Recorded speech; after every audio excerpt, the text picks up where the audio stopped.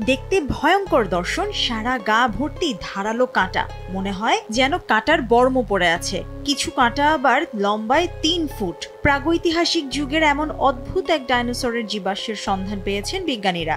আফ্রিকার প্লাবনভূমি বর্তমানে মরক্কোর বুলেমানে শহরে মিলেছে জুরাসিক আমলের এই ডাইনোসর, নাম স্পাইকোমেলাস। প্রায় ১৩ ফুট লম্বা আর ওজনে হতে পারে ১ থেকে ২ টন। অ্যাটলাস পর্বতে বাস ছিল দুর্লভ অ্যানকিলোসার প্রজাতির এই ডাইনোসরের। ট্যাঙ্ক সদৃশ এই ডাইনোসর ছিল তৃণভোজী।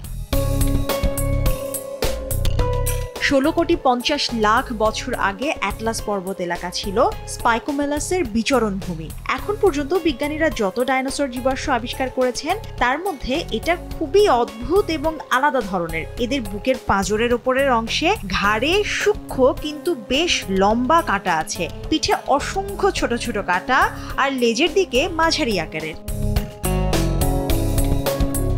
স্পাইকোমেলাসের এমন বিস্ময়কর কাঁটার বর্মের দুটি ভূমিকা থাকতে পারে বলে মত বিজ্ঞানীদের। এক, মাংসাশী ডাইনোসরদের আক্রমণ থেকে আত্মরক্ষার্থে কাজে দিত এই কাঁটা। ২, সঙ্গীদের আকৃষ্ট করতে সাহায্য করত। তবে আত্মরক্ষার জন্য এত কাঁটার প্রয়োজন হয় না বলেছেন গবেষকরা। স্পাইকোমেলাসের জীবাশ্মের কিছু অংশ পাওয়া যায়নি। এলোমেলো অংশ সাজিয়েই গবেষকরা ডাইনোসরটির আকৃতির ধারণা পান। অ্যানকিলোসার প্রজাতির ডাইনোসরগুলোর অস্তিত্ব ছিল মধ্য জুরাসিক যুগ থেকে ক্রেটেসিয়াস যুগের শেষ অবধি। এরপর উল্কাপাতের ফলে পৃথিবীর বুক থেকে বিলীন হয়ে যায় এরা। বিজ্ঞানীদের ধারণা এরা খুব ধীর গতির আর বোকাশোকা স্বভাবের ছিল। মরক্কোয় জীবাশ্ম চুরি বা কালোবাজারি অহরহ ঘটে থাকে। স্পাইকোমেলাসের পুরো কঙ্কাল না পাওয়ার পেছনে চোরাকারবারিদের দৌরাত্ম্য বড় কারণ।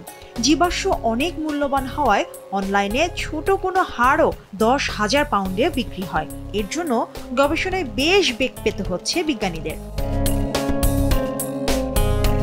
মুশরিফা নুজাত, দেশ টিভি।